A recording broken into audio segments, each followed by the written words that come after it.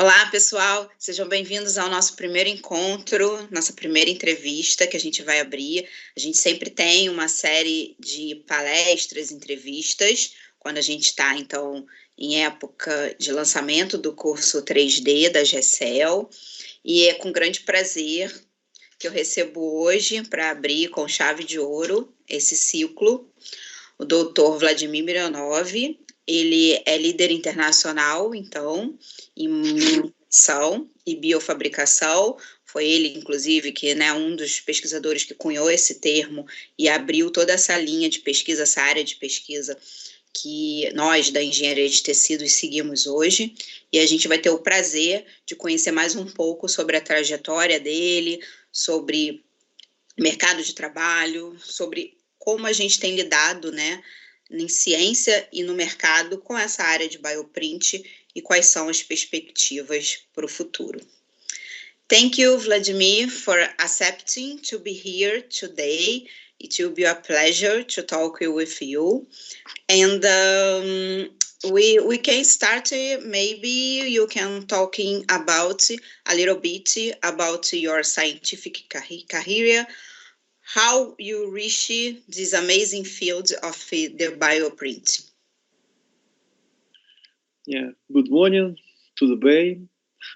It's nice to see you, and it's a real pleasure to talk with listeners.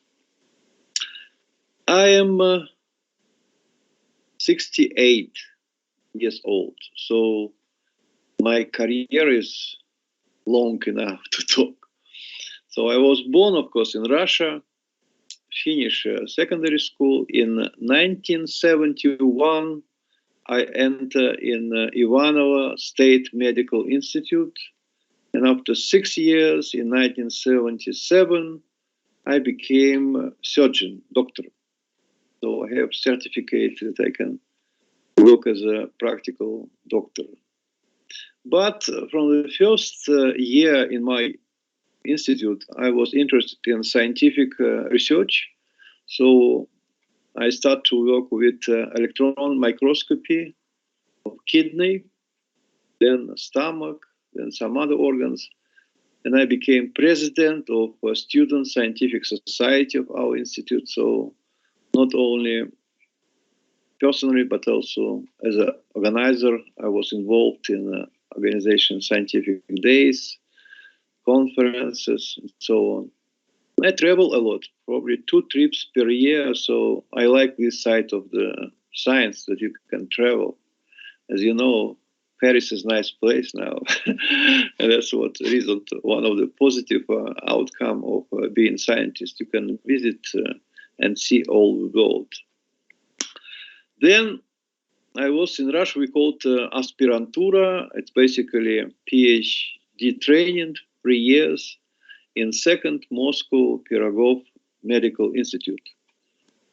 And specialty was in Russia, we call it histology and embryology. In foreign countries, they call this developmental biology. So basically, I am a biologist, but not anatomist, but on the level of tissue, histology, and also with special interest to electron microscopy. So I started so my dream was to be electron microscopist, to investigate ultrastructure of different organs and tissue using electron microscopy. Okay, so that was my goal. Then after 3 years, I became PhD. So I finished my dissertation in Moscow. It was study of microvasculature in momentum. Momentum, it's duplicature of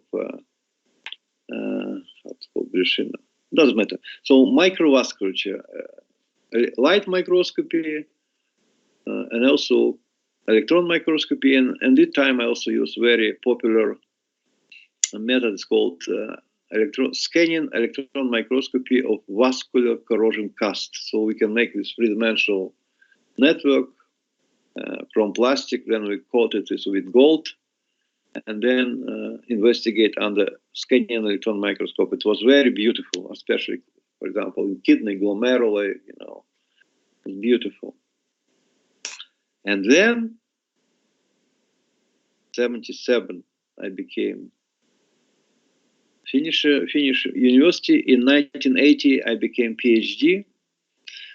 And instead of working in my Moscow or Ivanovo, I started to work in Ivanovo State University several years, Department of Histology, and then I moved to Moscow, Institute of Human Morphology, and finally, when the border was open, 1991, I visited Germany. So I worked at first in Aachen, Rhine-Westphalian Technology Hochschule.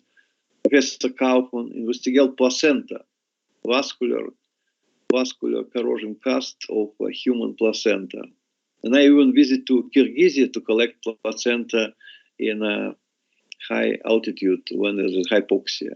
So I was 3 weeks in Kyrgyzia, close to China, and my eyes was all red. I always go to toilet, and my headache, I have strong headache because of hypoxia. But when I return back to Moscow, I can run to the 5th floor of my flat. So hypoxia induced synthesis of induced hematopoiesis, so my erythrocyte was very good. But after 1 week, it's again go down. So again, you slipped.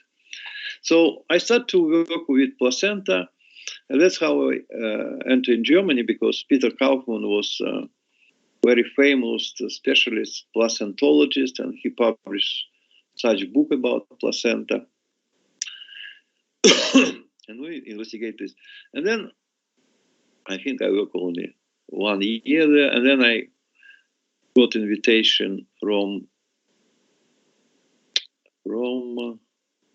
Werner Rizal. So the trick was that I've got Deutsche Akademische Amtauschdienst. There is such funding agency, and they give me money not only for living, for travel, but also for traveling. So I go to Professor Kaufmann and say, "Is it true that I have some money to travel?" With yes, but on one condition. I said, "What condition?" "You must get invitation." So I wrote 12 letters, and I got positive results from all 12. So I have money to visit all Germany. So I visit all Germany. Even I visit West Berlin, which was not allowed for Russians in this time, because there was, you understand the situation. So, and then the most exciting place, of course, was Munich, Max Planck Institute, and there was famous Werner Rizal, who investigate angiogenesis. And I said, that's what I want to do. But at first I write a letter to United States, and Judo Folkman, also specialist in tumor angiogenesis, he said, "Look, Vladimir, I'm completely overbooked, so everybody want to visit United States, but I have very good pupil. His name is Werner Rizal, and he is in Germany, and he gets very good position, and it's rising star."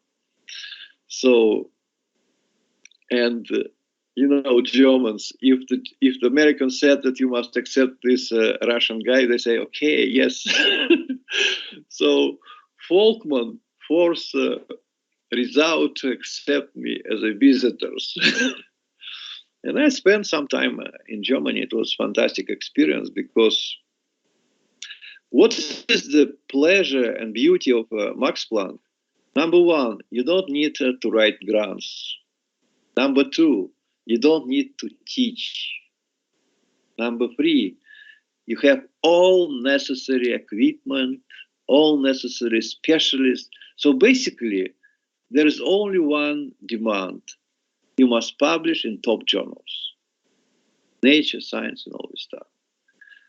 Even translation was, I mean, with innovation, patenting was like, okay, but it's most important basic science. And of course, it gave me a lot of opportunity to learn. But unfortunately, I was, I don't know, I couldn't learn molecular biology. It was beyond of my, so, but I like angiogenesis because it's tissue level, you know, I understand everything, you know. And I work with chicken chorioallantoic membrane. So every day I kill 150 eggs. So I crack them and then get this very nice network of capillaries, and I put some tissue and see vascularization, all this stuff. So it was a very nice project, and I enjoy cracking eggs, but I don't eat eggs, so for me it was, but the procedure was very nice, because usually 15 eggs for one experimental points, and usually 2 or 3 eggs was not very good, but 12 eggs was fantastic. And then you must also put the scotch, and then make a window, and then watch it. So it's very interesting technology, and it needs a lot of patience. But I'm active person, and for me it's 6 hours. Tick, tick, tick, tick, tick, tick, tick. But we've got some nice results, published nice papers. So, and then there was one visitor from United States. I forget his name, some kind of Arabic name. He said, I have money to invite Europeans to United States. And all Germans said, no, we don't want to go to United States because you have terrible bread, crazy food, and all that stuff. We like German language, we like German food and all this stuff. So nobody want to go. And then Sami Hariki was it, Harik family, Arabic name. And then Werner Rizal said, oh, we have some Russian guy, he can make very nice, beautiful corrosion cast, beautiful pictures. And Sami Harik said, Vladimir, do you want to go to United States? I say, of course, why not? I say, we pay you travel, we pay you some money, and you come back to United States and do experiments. Could you make this corrosion cast? I say, yeah, buy Mercox, this plastic resin. Do you have scanning microscope? He said, yes, okay, so no problem. So I arrived there for a short period, like, I don't know, 3 months or so on. And he said, I investigate hypoxia. So he put rats in special chamber and see how blood vessels in brain react. And he used DNA method. So he said, look, the number of DNA increase. So the number of cells must be also increase. So you must have angiogenesis, because if the number of endothelial cells increase, then you must have this sprouting and all this stuff. But I say there's different way how vasculature can form. They can form by splitting without any angiogenesis also. So we make beautiful corrosion cast. No any difference. He was a little bit upset, and he said, look, Vladimir, I spent money and you give me data that there is no difference. I say, that's not my fault, it's Mother Nature. And he's, see how American will work. See how. He said, let's assume that you have network, yes? If you have more capillaries, then you have more intersections. So it sounds logical. Okay. So if you take small segment between 2 intersections and measure its distance, if you have more angiogenesis, more endothelial cells, then this segment length must increase. I say, yes. But I say, Dr. Harik, do you know that this segment is in 3-dimensional space? You couldn't use just simple 2-dimensional method to measure 3-dimensional structure, because there is parallax and there is all this projection effect, and say, welcome in the United States. In the United States, we can do anything. I say, how come? He said, very simple. There is a X, Y, Z, and we can put a point on one, this is a segment, put point here and focus on this, okay? Then, for example, if you have some curvature, we point here. And again, and then computer automatically measure distance between every point. So you can follow this curvature, measure, and then you say, and we get very nice results. The distance between capillary branching reduced, so we have more angiogenesis. And I published 2 papers, okay? And again, when I was there, in Cleveland, actually a very nice city because they have 16 Russian church. You know, they have Chinatown, they have Little Italy, and they have Russian community there. So it's from 1917, 1941, so several generations. It was a very nice experience. And then when I was also in Germany, there was some visitor. He was American who get some money, and he visit Munich, and he says, Vladimir, I have a birthday. I say, so what? My wife is in the United States. I don't anybody. Let's go to restaurant. I say, okay. He said, I invite you. I say, okay, let's. So we spent very nice time in restaurant, and then he said, Vladimir, whenever you will be in the United States, please contact with me. So I was in Cleveland on the 2nd floor of the building, and this guy was on the 5th floor. The same city, the same university, the same building. And he met me there. He said, Vladimir, what are you doing here? I say, I'm doing research. I get invitation, you know. I say, so what is your plan? I say, okay, I will do this research and go back to Germany or to Russia. He said, do you want to stay in the United States? I say, why not? He said, our chairman, Peter Kaufman, is chairman of Department of Anatomy, Cleveland, I forgot, Michigan Medical School, doesn't matter. And he go to Charleston, very nice city. It's south, it's middle distance between New York and Miami. So if you divide New York, Miami, then you have this South Carolina and beautiful historic city, Charleston. So he said, let's talk with Kaufman. I came to the Kaufman, and his secretary said, he's not here. I said, look, I'm Russian. I said, so I came here for a short time. Okay. This professor know him. Yes. And he said that he's here. I said, okay, I will talk with him. So then in 5 minutes, he said, come. I said, you said that you want a postdoc for endothelial biology. And I work with Rizal, so I specialize on angiogenesis. I know endothelium. He said, okay. So, but, you know, I don't say anybody that I will move to Charleston. But in reality, in several months, I will be there. But in any case, I arrived in Charleston. And Kaufman and Dr. Cook was there. And they demonstrated the renovation. They will get microscope. They get all these facilities, but not now. I said, okay. And so we go to restaurant, as I remember, Garibaldi, Italian restaurant. And Ed Crook, his right hand, says, Vladimir, what do you want in this life? What is your goals? I say, what is my goals? Goals is something in football. He say, no, goals is what is your aim? Big aim. I say, okay. Number one, I want to see all world. And number two, I want to do good science. He said, oh, fantastic goals. So now I saw 34 countries, and I'm one of the pioneers of bioprinting. So all my dreams are realized. Okay.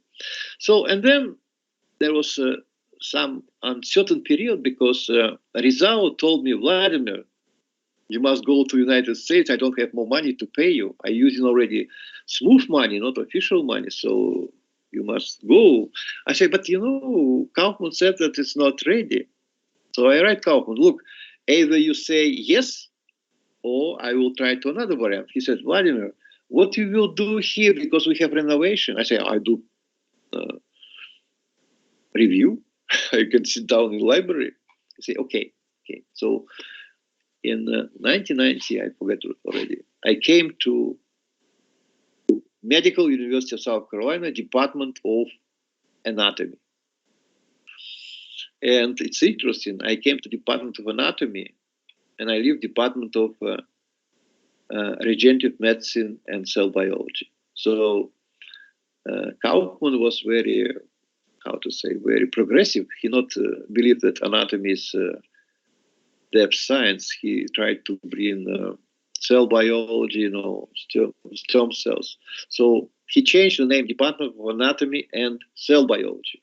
And then when I started to work with bioprinting and all this, he said, change Department of Regenerative Medicine and Cell Biology. So I destroyed Department of Anatomy completely.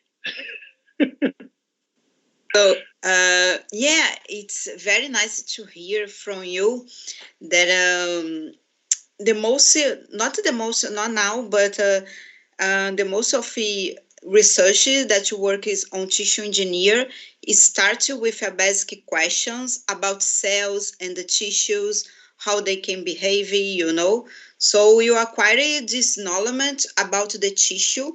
Once you have this, you can start to build things. I think it's not so okay when you start to build things and you don't know how the cells work is in that tissue.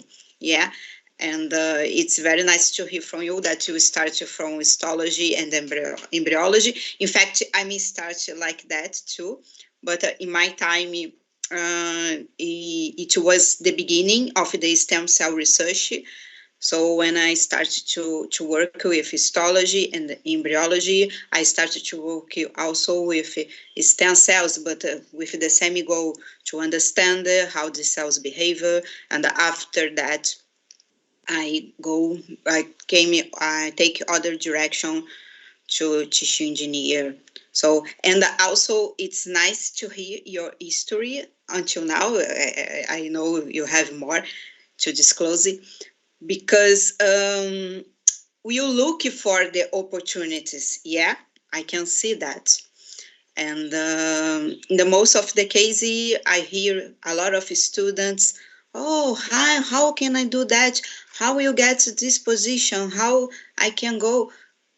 You need to make yourself available and look for this opportunity, yeah? You lay down several questions. Let's start from the last one.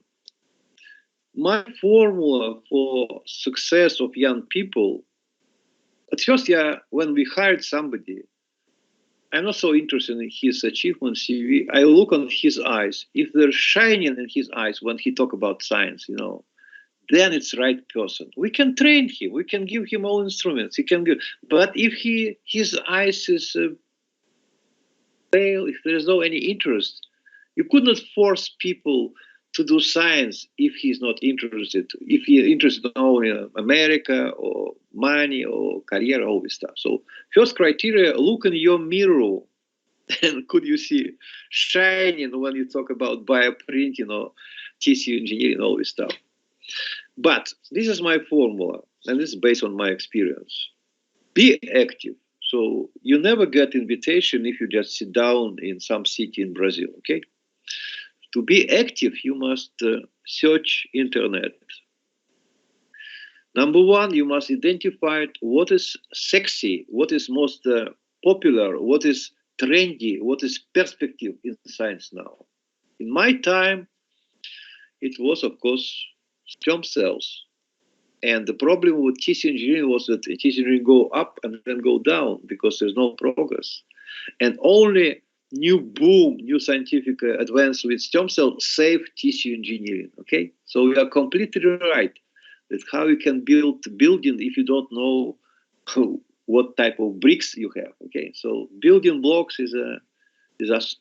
So number one, learn about new direction in science in Brazil. You have very nice universities, you have very nice journals, so just go to library or sit down on internet. Number two, when you identify that, oh, I want to do stem cells, okay? So you go to internet and print two words, stem cells plus Brazil, up.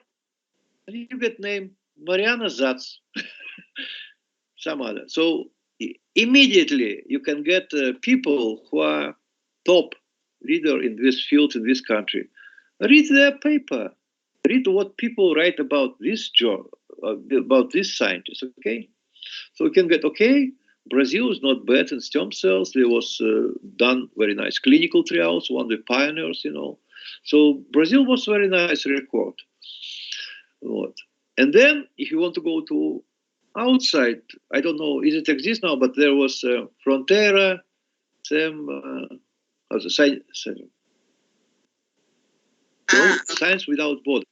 Yeah. It's we don't have this anymore, but Yes. you have other opportunities during the PhD. You can go for 1 year to abroad and come back, and also a lot of postdocs calls. You can apply to international calls if you have an international contact. Yeah. What I try to say that in Brazil was fantastic ciência sem fronteira, something like this. Science Without Borders. Actually, I was in Brazil using this program, but you have both directions. And the beauty is that Brazilian government is very smart, and they say, we pay you not standard salary, but according to the country. For example, if you go to Africa, it's one salary. If you go to the United States, then you have such. So it was very smart policy. And I am sure that many Brazilians have experience, young Brazilians have experience to work in the top laboratories in the United States, in Europe, and Australia, and some other places. Now, if you don't have this money, then my approach is this. So I identified, let's say, 10 top people in my field. If they are very, very young and don't have money, forget about it. If they are very, very old and not interested anymore, forget about it.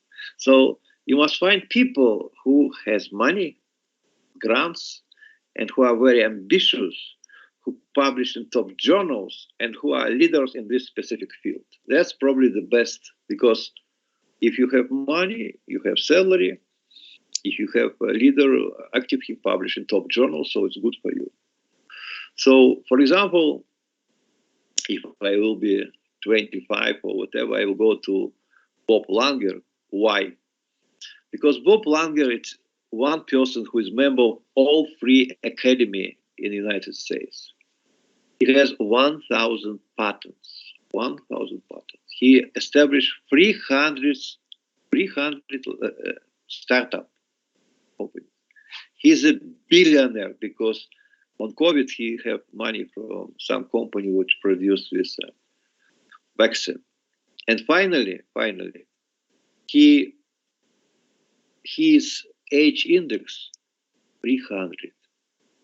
Imagine, 300 age index for one person. It's like 10 institutes, okay, in one person. And another good, interesting thing is he always answer on telephone call to his pupils. And what he's doing with his pupils, number one, he forced them to publish paper, PNAS, Cell, Science, Nature. So he gave them one paper in top journal. Number two, he forced them to apply for the patent. So you have patent, you have paper in top journal. And number three, he said, this area is yours. So go to some Florida, South Carolina, and another place. You are young guys. And also there is a MIT Technology Review, such journal, and every year they identified 30 people under the 35 years who are most perspective young scientists. And because Langer member of jury, somehow every year at least one or two his pupil in this list. I don't want to say corruption, but I think that simply they are very good. So you have good money, you are in top university, MIT, your scientific advisor can publish in any journal, okay? Because he is only waiting for Nobel Prize. And number four, he always help you to make your career. So if you can find such type, so my point is, we could not change people. So my former wife says that people can change, with age, but only in the worst direction. So you must find people who, basically there's three criteria: who like you like him, and he help you. So if you have this, you like him, he like you, and he already help you somehow, that's a nice person, okay? And of course, nice university, nice scientific topics, nice person. And it's need a lot of, number one, you must of course sit down, and number two, you must talk with all Brazilians who know something about this, okay? I must go to another place because electricity. So I think this is very important to find the right scientific leader, because if you don't have a good scientific leader, then you can, then your career can be compromised, not because you are bad, but because it was, you know, some people say that there is intention and there is conditions or obstacles. And obstacles is more powerful than your intention. So I think if you ask me what is my advice, make your homework, talk, search, read, and find right place and right time. And I know a lot of Brazilians who are very successful in the United States and even Australia and other places. So basic training in Brasilia and basic capacity in English and also altitude to work is very good. So, for example, if I have chance to select Chinese or Brazilian, of course I select Brazilian because they are more European, their English is better, their work ethic is also better, okay? They're motivated, they're smart, they're ambitious. And at the same time, they're beautiful, nice, lovely people, you know, Brazilians. I know some guy from, it's pupil of my boss, Kaufman. He was in Geneva and he met some Brazilians, lady. Then they go back to United States and they couldn't find job. So the lady says, let's go to Belo Horizonte. There's a nice place there. So now he works in Belo Horizonte. He's American, married to a Brazilian girl. And she's more successful than him, of course, because of funding and all that stuff. But he is very good electron microscopist, and he actually built very nice facilities in the University of Belo Horizonte. So my point is, you can stay in America, you can go back in America. But I think from the position of Brasilia, you don't need to export young Brazilians to United States as a labor. You need to go to United States to learn something and then bring your expertise and your knowledge to Brazil and advance Brazil as a high technology country. That's my feeling, what every government look like. But even they stay in the United States, there is very interesting law. If I am in America and I am Chinese, all members of my research group are Chinese. If I am Italian, all my members are Italian. If I am Russian, all Russian. So if you have Brazilians, that's another trick. Try to find successful Brazilians in United States, and then it will be much easier to, I don't know, it's not nationalism, I think it's just human relationship, you know, it's much easier to talk with. Yeah, maybe it's only affinity, yeah. The same background, the same history. For example, when I came to the United States, they give some joke and I say, I don't understand what's the point. He said, do you know this movie, this animation? I said, no, I don't know this. So if I don't have cultural background, I couldn't understand joke and all other stuff. But if you are Brazilian, oh, you can say, and you understand all this stuff. So, yeah. So I must say, okay. Sorry, interrupt you. But yeah. I was curious about, you started to describe your interest about angiogenesis, blood vessels, and your question about, how can I study that? Because it is 3D. Yeah, every tissues and organs are in 3D, in fact. And I don't know if I understand well, but in some point, you linked this interesting about the 3D, to study angiogenesis in 3D to the bioprinting, yeah? I personally never ever investigate stem cells. I came to this area very strangely. For example, when we talk about angiogenesis, yes, there's two theories. First theory that new blood vessels form from pre-existing endothelial cells. So endothelium from endothelium, okay? So if you have tumor, then only peripheral resident cells can contribute to angiogenesis. And again, according to Folkman theory, if you have capillary, tumor can grow. If you have more capillary, tumor grow. More capillary, grow. So angiogenesis is the driving force for tumor growth. But Werner Rizal said that there is another source of endothelial cells. It's called bone marrow-derived circulated endothelial progenitor cells. That's not stem cells, but it's not adult differentiated, it's progenitor. So it's up in between. So you start from stem cells, progenitor cells, by differentiation, and then differentiation cells. So we write some theoretical paper using mathematical modeling, and it looks like that if you use this second, it's called endothelium, not from endothelium, endothelium from stem cells, okay? So if you use mathematical model, the tumor grow from bone marrow, it's much faster than angiogenesis, okay? Now I can explain. For example, Brazil wants to increase the population twice. What you will do? If you have a lot of marriages, you must wait 18 years, yes? 18 months, sorry. No, 18 years and 9 months. 9 months pregnancy, 18 years became adult.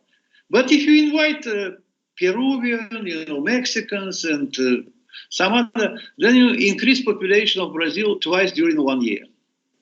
Okay, so it's the same in tumor. There is there's angiogenesis and there is vasculogenesis. Okay, so that's how I start to think about stem cells. Until now, nobody believed in vasculogenesis, but from theoretical point of view, it's fantastic. And also, it's also said that all in vitro model of angiogenesis are useless if you don't keep in mind that cells can come from bone marrow, okay? And also bone marrow became most reliable cell source. So you can, either you make a biopsy or you can inject in circulation granulocytes, GM granulocytes, macrophage circulation factor. So you can mobilize the bone marrow derived circulated cells into cell circulation, then you collect blood and you have progenitor endothelial cells. You don't need to do some other stuff. And if you start to do embryonic stem cells, Brazil is a Catholic country. If you start to use human embryo or embryonic stem cells, you are criminal in Catholic country because you kill humans, okay? The same in Portugal, the same in Germany. So when I was in Germany, we go to another city because it's much easier to get abortion in this Netherlands, but in Germany, it's again, in United Kingdom, it's allowed. In Israel, until 3 months, it's all embryos look like water solution. So different country has different view. So for us, it was most logical. It's not stem cells, but it's progenitor cells. So that's how I start to think about stem cells. And then I'm very arrogant at this point because when people say, and you are very logical, you say, okay, how we can build something if you don't have cells? And what's the best way to build the cells to have more cells and then differentiate them in different, okay? So you can make differentiated cells, but it's not enough. They're not proliferate, they are limited. If you have stem cells, they have a lot, but they are not, they can be, so you start to grow, it's like teratoma, you can get bone, cartilage, but you have, for example, muscle tissues, okay? So progenitor cells, in some sense, they're already committed, but they still can proliferate, okay? So this is two functional stem cells, unlimited proliferation potential and unlimited differentiation. Yeah, I use this analogy. When you enter in the school, or university, not school, you already educated person, but you can be a lawyer, doctor, but when you finish university, your capacity is already limited. You could not be a doctor if you finish University of Engineering, okay? So, and the same with stem cells, more differentiated cells, the more limited proliferation potential, okay? So progenitor cells, I think, ideal. They're committed, but they still have capacity to proliferate. And in case of endothelial cells, it's of course bone marrow-derived endothelial progenitor cells. But discussion is not finished because people try to isolate, and there was some paper from the United States and Finland, they say, there is no such cells. Okay, if there is no such cells, what people transplant and why they have good results, okay? So my point is, that's what I try to say. I usually say very arrogantly, I don't produce aluminium. I build airplanes. And metal, aluminium, and all other stuff, I just buy.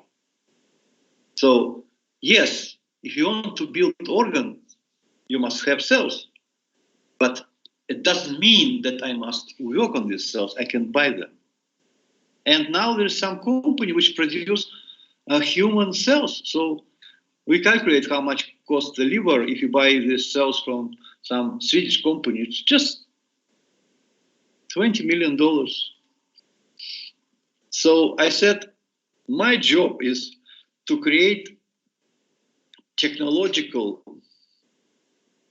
methods to produce from monolayer cells to produce three-dimensional structure, vascularized, and all this stuff. So it doesn't matter in this stage what will be cell type, because if I don't have bioprinting, if I don't have all this technology, what I can do with the cells, okay? So what I try to say, I can do separately.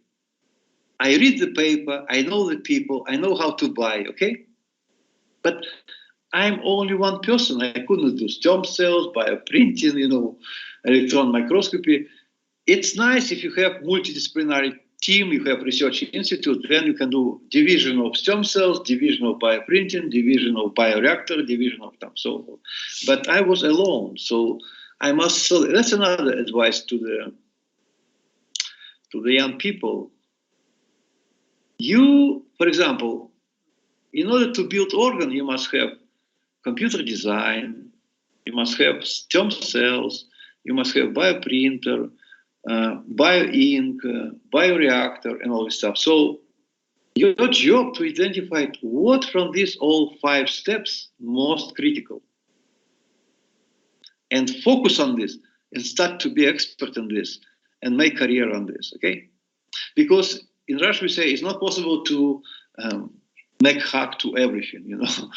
Your life is limited, your brain is limited, your capacity, time is limited. So you must focus on what is, it may be not the best for science, but the best for you and science, okay? So you must learn what is my brain. For example, I try to learn molecular biology, but you know, I try to learn proteomics, but I still don't understand what is point of proteomics and all this stuff. It's just library science, okay? We have more profile of stem cell, we have more profile. Say, where is the science here? You know, it's like fishing expedition. So before you have only one fish, now you can take all fish from the pond, and then you don't know what to do with this data. You know, it's a huge problem for analysis. You know, 50,000 genes. So what I can do? I couldn't do 50,000 experiments. You know. So my point is, yes, stem cells is very important, but it doesn't mean that you must focus only on stem cells, because you can buy them or collaborate. Okay? Yeah. So young people must be, I don't know, you see, usually you must have some kind of, how to say, role. So you must have some person who became like icons, you know. I want to be like Professor Baptista, you know, or I want to be like Professor Zatz, or, you know. So you need role model. You need role model. And then also there is certain rules of success. People can be completely different, but the rule of success is the same. You know, for example, if you find good mentor, it's already good, yes. If you publish from the beginning a good journal, good, yes. So if your field start to grow exponentially, it's not like, for example, corrosion casting. When I started, was like this. Now it's go down. Nobody interested in study three-dimensional capillaries, because you can do it with fluorescent, you can do it with other technology. So old anatomical method of filling instead of blood some plastic, okay, it's gone. So every science going up, plateau, down. That's another point. If you start to do something on this phase when it's all go down, then you will go down with this field. If you go to the plateau, then competition is such that you must be genius to introduce something new. But when it's only start, there is no competition. You are pioneer. Who can criticize you? You can say, you're all stupid, you don't understand future. I see it. It's like surgeon. This is my vision, or artist. This is my vision. And you could criticize me until I try. Okay? So start to listen. Also, when it's already established, for example, I don't understand why science and nature long time do not publish any paper about bioprinting. It's an exciting field. It has medical significance, okay? There is certain progress. No publication in Science and Nature. And then some guy explained me, Nature and Science never publish something new. They publish something what is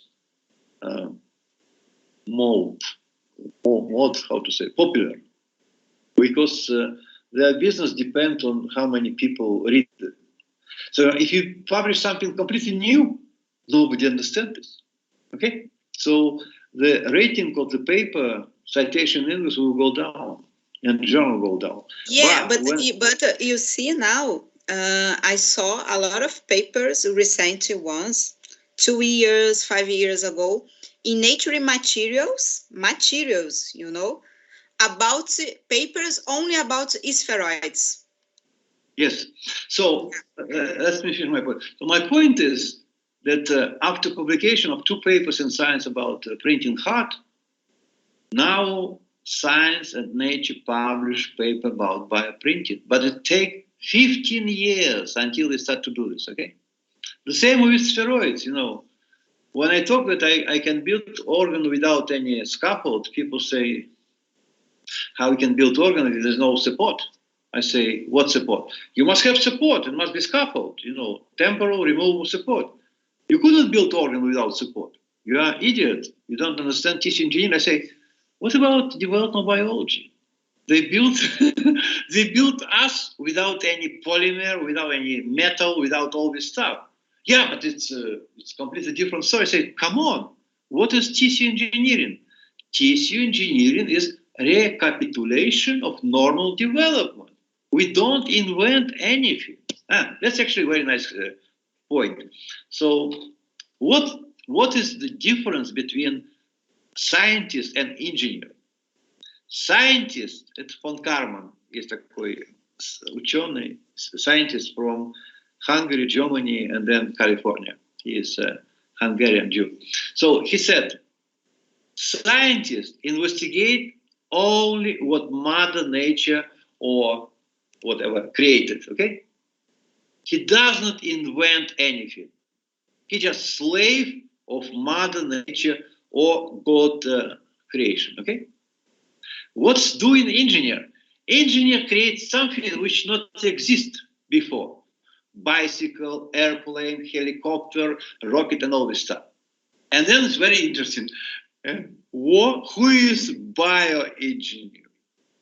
He's engineer, but he not created anything new. He tried to create the same organs. So in this case, we have this strange situation when bioengineer both scientist and also engineer at the same time.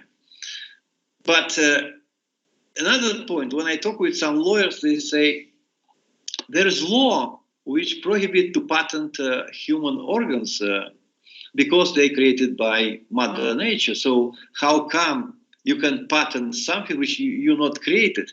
I say, come on, I created, I use scaffold, I use printer and all this stuff, and I'm not doing completed organ. I don't have a lymphatic system, I don't have a nerve system, I just have blood vessels and function.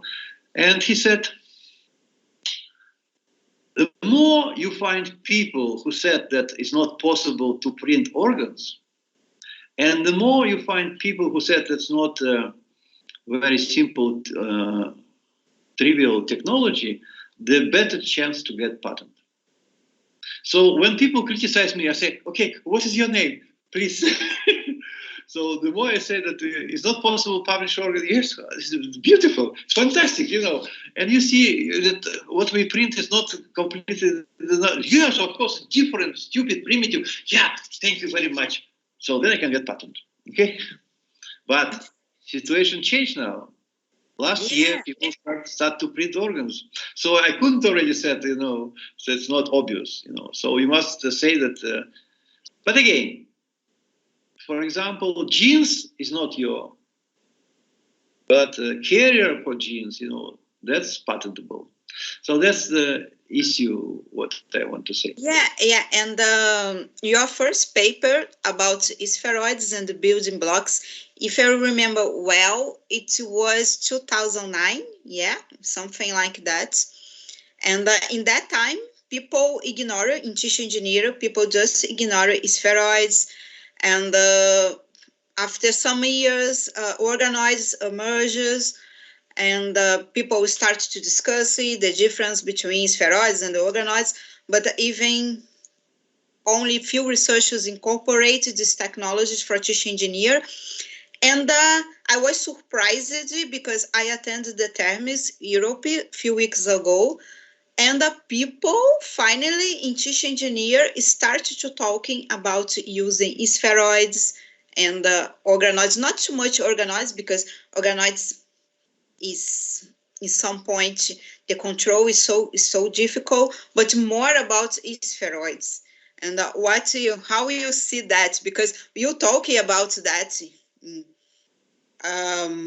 more than 15 years ago. Yes, paper, actually, it's a very nice story how I published this paper.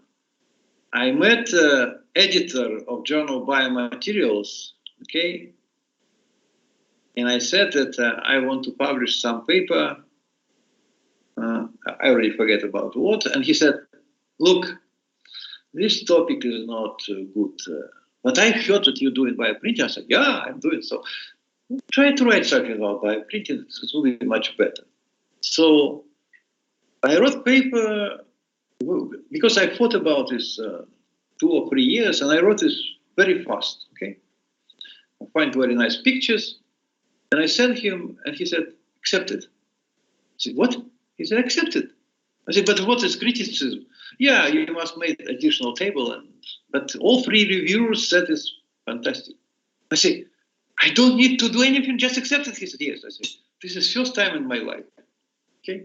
When all reviewers say it's fantastic and accepted. But my first paper was actually 2003, so it's already 20 years. I'm, you know, this is such birds which is tuk, tuk, tuk, tuk.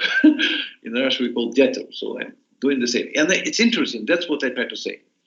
Judah Folkman said to me once,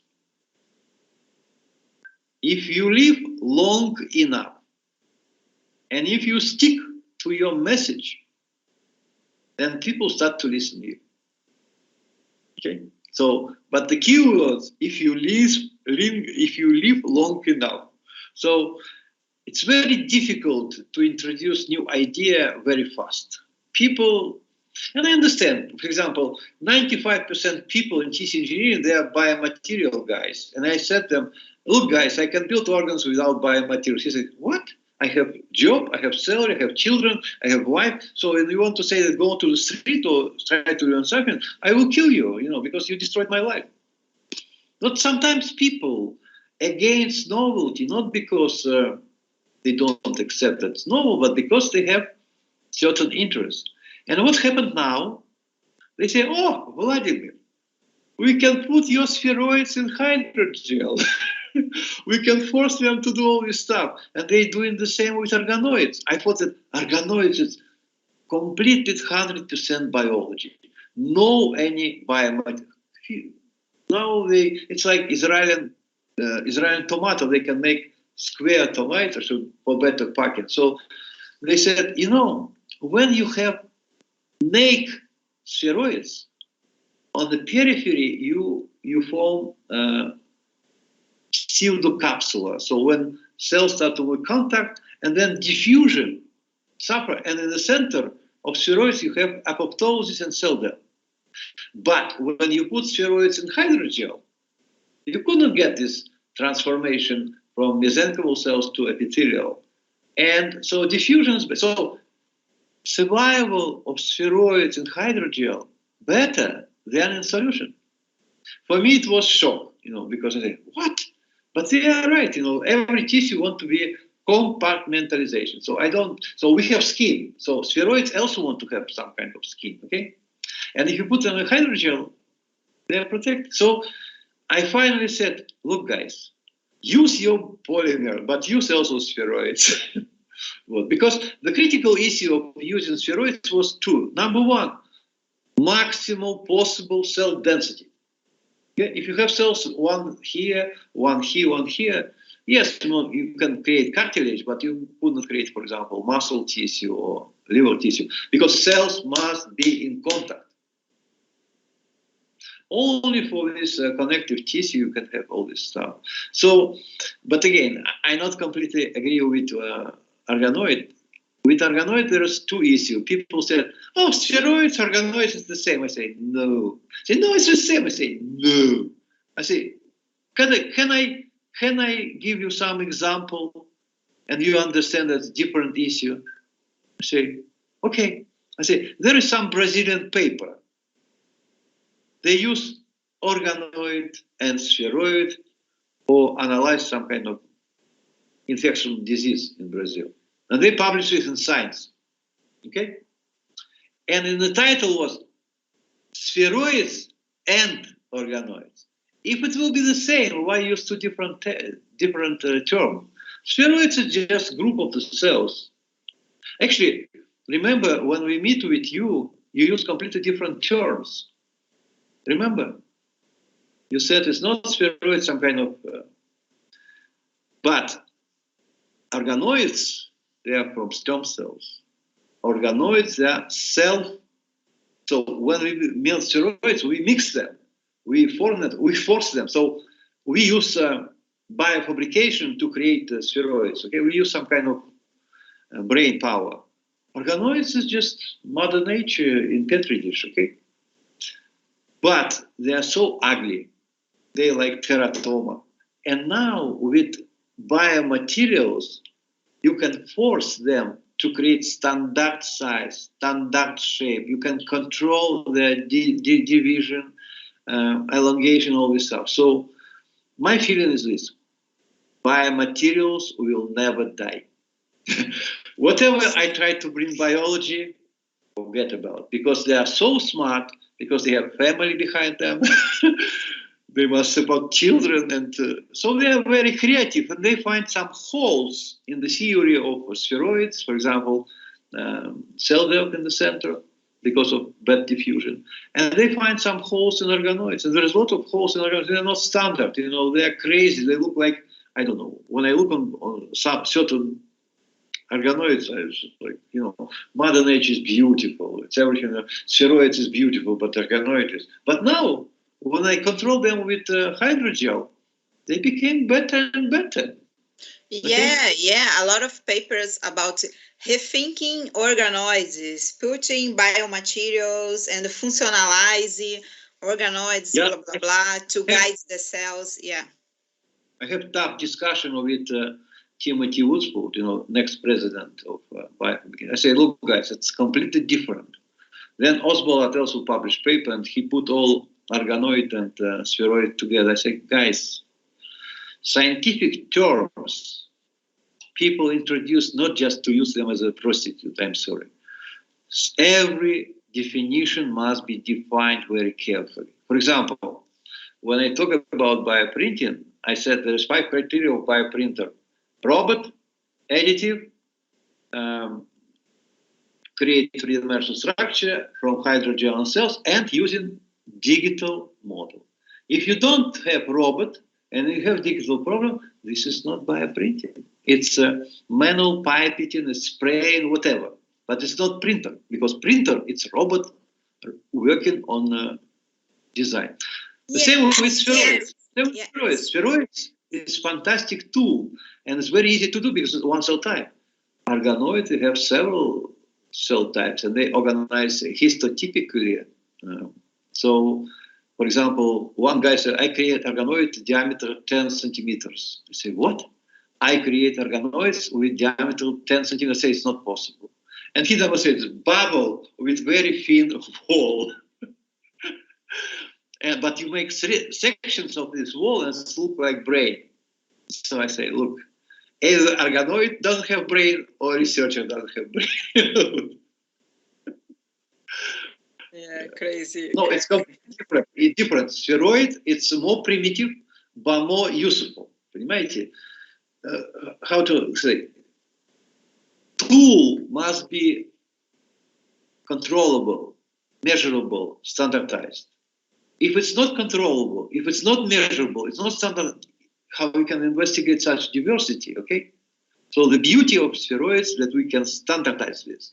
The beauty of organoids is that it's from stem cells, is authentic, it's auto development, is self-organization.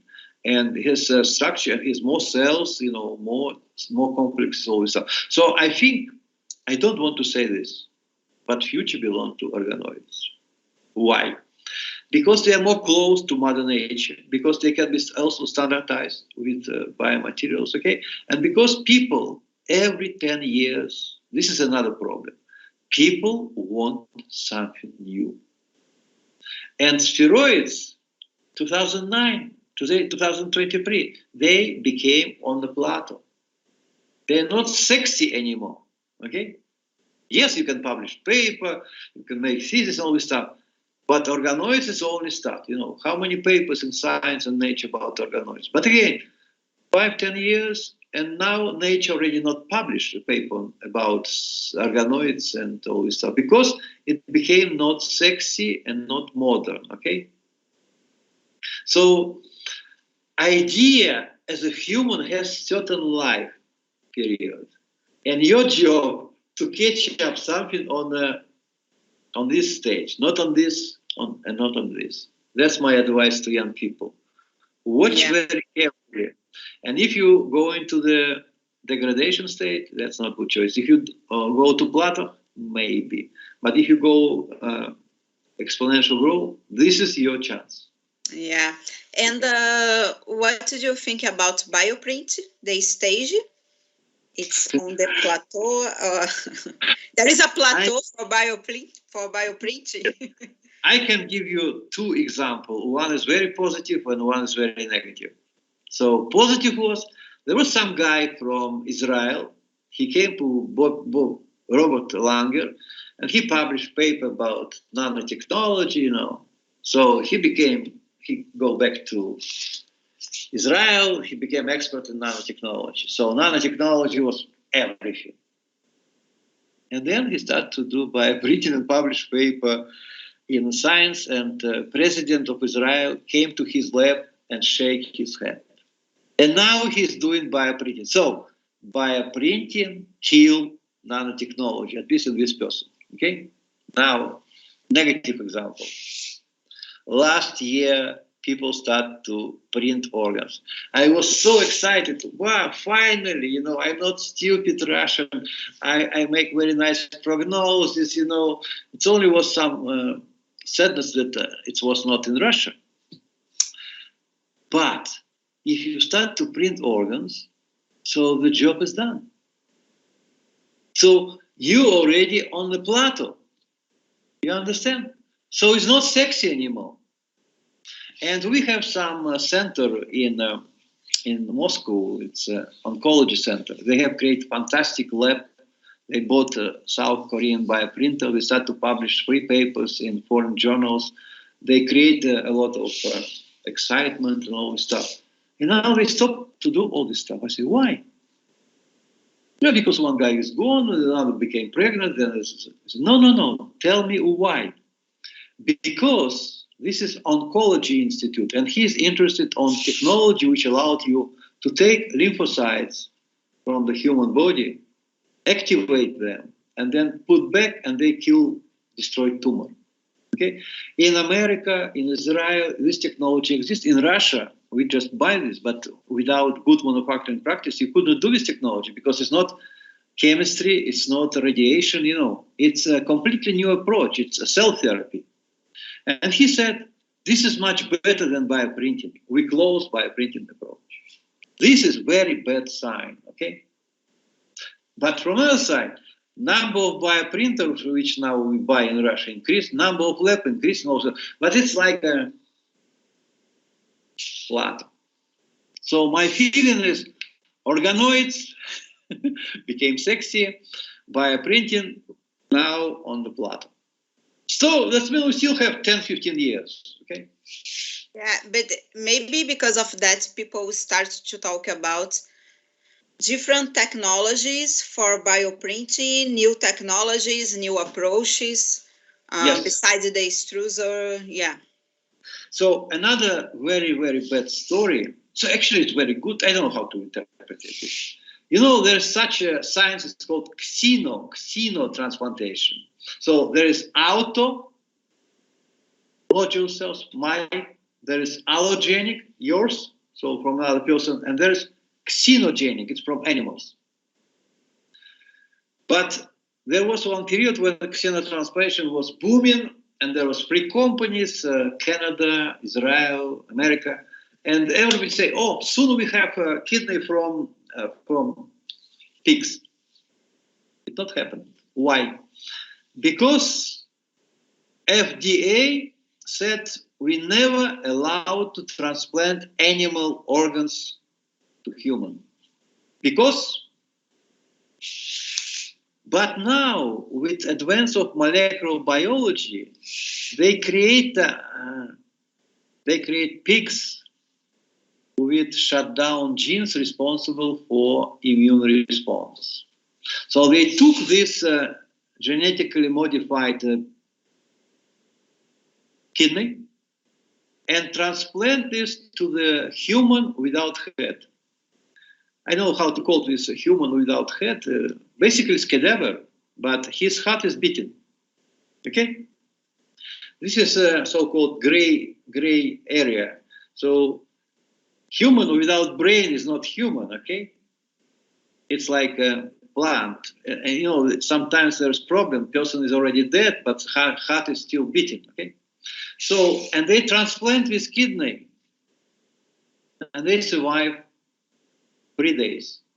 Then, of course, this human was died. Okay, basically, it was they use human as a bioreactor.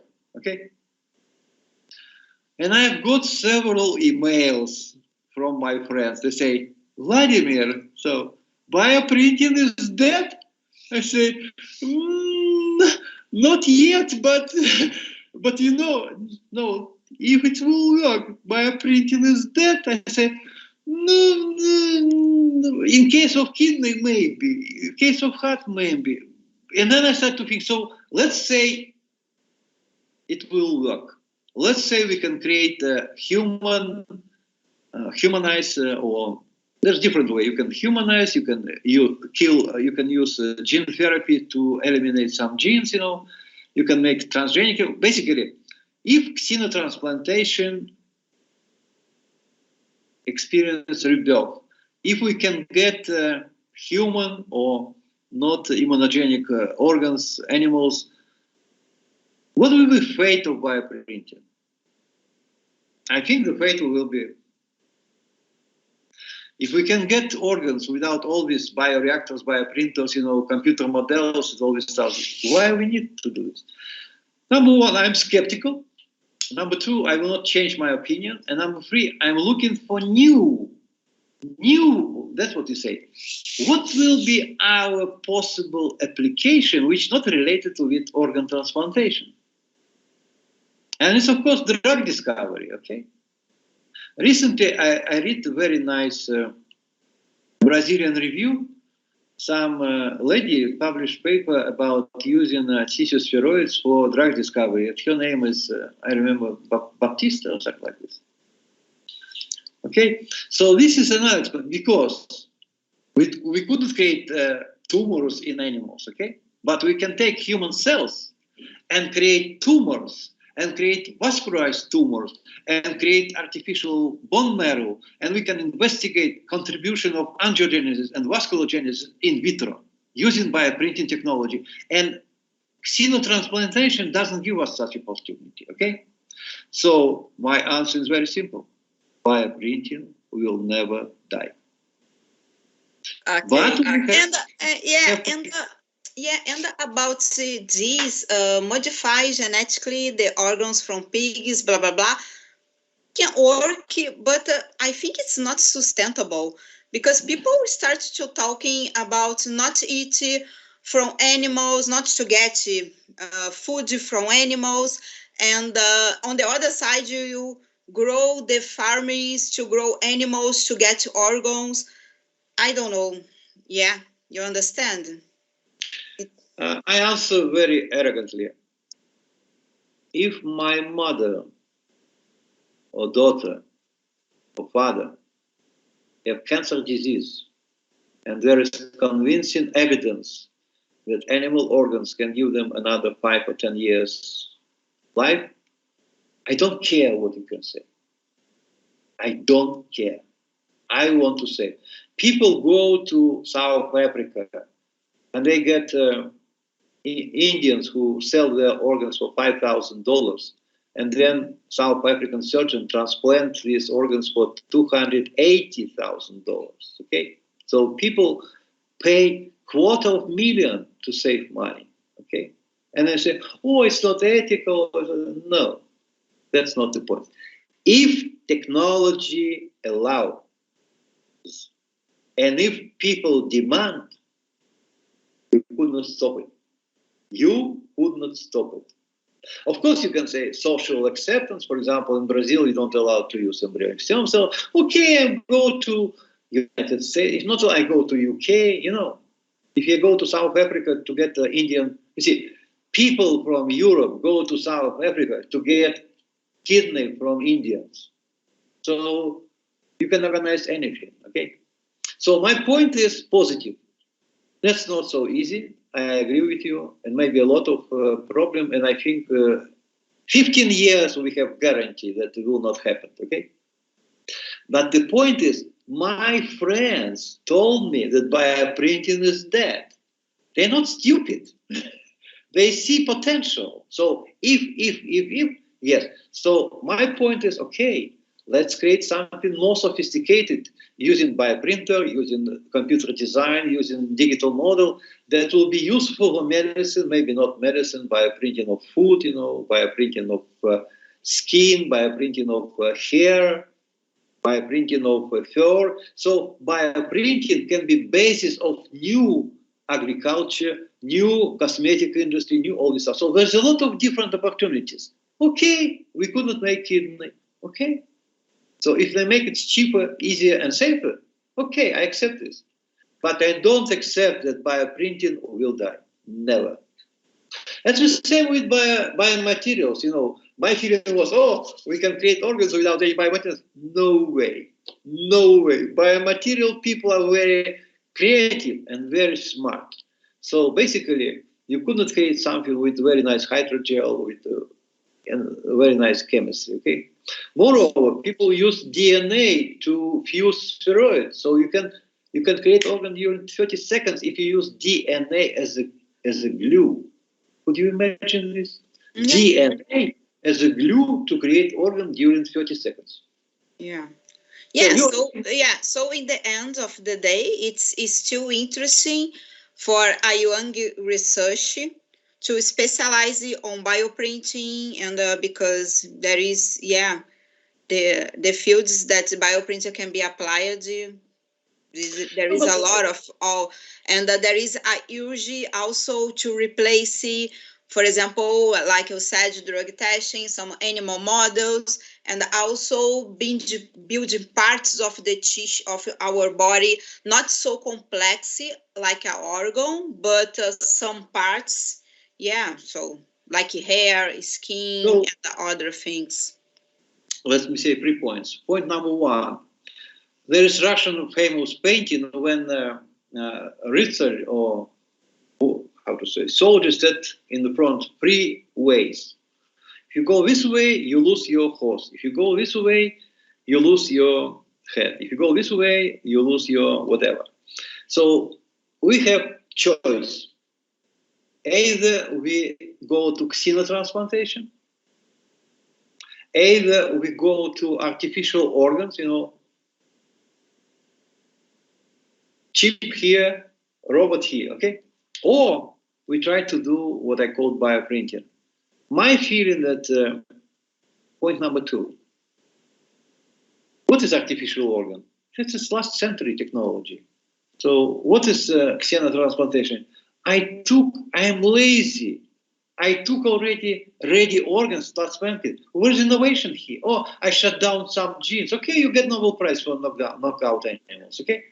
But bioprinting, robots, digital economy, biochemistry, biophysics. So bioprinting is beautiful, high-tech area, which allowed anybody to contribute, okay? And because of this beauty and multidisciplinarity, it will never die, because people creative.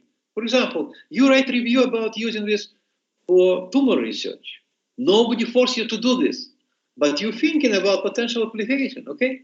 And you know that big pharma give you a lot of money, okay? Nobody give you money to build organoid or spheroid if you can create kidney using xenotransplantation, okay? But you survive. So I start to test all this stuff. And I will come and say, Leandra, your model is not completely complex enough. There's no blood vessels. There's no circulated cells, okay? There's no this, how to call this, small vesicles. Now, some kind of vesicosomes, и так далее. So there is a lot of way how you can survive. But my goal to the end of my life to print human organ in Russia. If not in Russia, maybe in Brazil. That's my goal. Now, about new development, 4D bioprinting. I don't buy this. It's like Japanese, this game, how to call. You could not build organ using this rolling, so that's just good for papers, but 4D printing for me is dead end. Now, in situ bioprinting. Okay, you can say in situ bioprinting is fantastic, it's cheap, you don't need bioreactor, you don't need anything, but it's only skin. No, Chinese already done endoscopically, so you can treat also in the stomach and some other place, okay? So it's already endoscopically. So if I have money, I put in situ bioprinting. And now people, I took syringe and put a hand, and this is bio. I say, no, why? No robot, no digital model. It's just shooting device. Bioprinting must have a computer program, digital model, it must be robot. And we publish paper. First paper about computerized in situ robot, okay? And imagine if you can use this in operation room, it's revolution of surgery, military. Now we show that it's regeneration increased twice. It's military application, okay? Now, number 3. I don't understand, but it's in Switzerland and especially in Netherlands. They use, I think, laser technology with elements. So they can create organ during 30 seconds. But hydrogel must be transparent, okay? If it's not transparent, second, how you can use, it's fantastic that you can roll and create an organ during 30 seconds. But what about second type cells? How you can maintain? So basically, that's what doing Ricardo in Utrecht. It's excellent, beautiful, but I don't put my money. I believe not. And then finally, crazy idea. I published a very crazy paper. I say that, look, guys, when you start to use bioprinter, we're so different by temperature, viscosity, you know, so many parameters, and your brain is very primitive. So we must use artificial intelligence, you know, we must use machine learning. And there's 2 big features. You must have big data. You must a lot of, before we called this database, now it's big data. And second, you must create virtual twin. So before you print something, you must create virtual twin. And you must see how its organ behave after transplantation. It's called already virtual shadow. And I think it was just blah, blah. Now I see a lot of paper. Everybody started to publish about this. And it's still complicated. So my feeling is, bioprinting will never die. Because it's so much. You can use hydrogel, you can use computer model, you can use different engineering, you can use laser, you can do so much things. What you can use in xenotransplantation? Nothing. Yeah, I agree. Yeah. So my point is, yes, bioprinting became clinical reality. Point number 1. Number 2, it's still very exciting. There's a lot of to do. So plateau will be probably 30 years until we go down, okay? Until something new. For example, some people say, oh, we can inject genes and hands will grow. I say, and you will go like this? 12 months, your hands will grow like this. It's idiotic, you know. Or if ears start to grow like this, you know, I don't know how to do. We must do it immediately. Transplant, heart, clapper, heart valve, blood vessels, they must work immediately after transplantation. We don't have this chance like reptilia, you know, to grow stale, you know. And you go with hands like this, I'm in stage of regeneration, you know. After 9 months, I will have this, and then maybe completely all hands. It's just, you know. Yeah, crazy. Yeah. So yeah. Thank you. You don't need to do. We can use gene therapy. We can solve all these diseases. Try. Yeah, I agree. Yeah, it's a black box.